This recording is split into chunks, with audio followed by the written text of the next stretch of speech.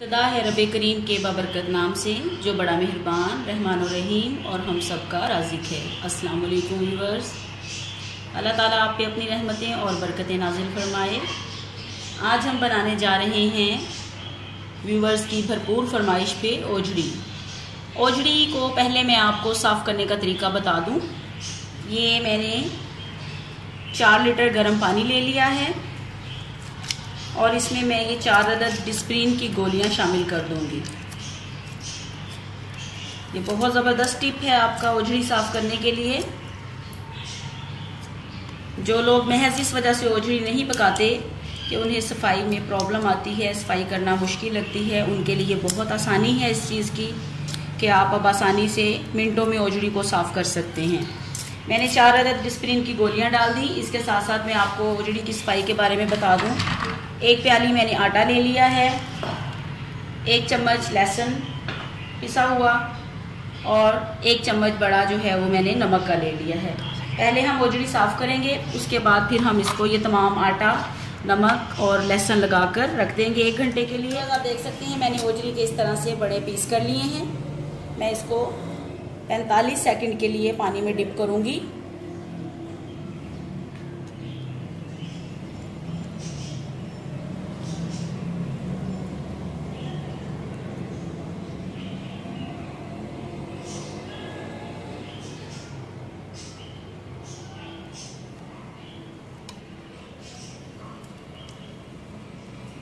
जी ये देखिए viewers, 45 second पानी में डिप करने के बाद ओजड़ी को हम इस तरह से बड़ी आसानी के साथ साफ कर सकते हैं।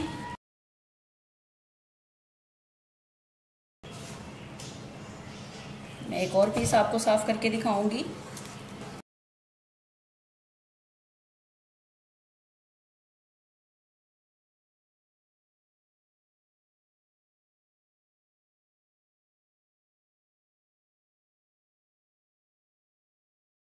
आप इसको हाथ की मदद से भी साफ कर सकते हैं। ये देखिए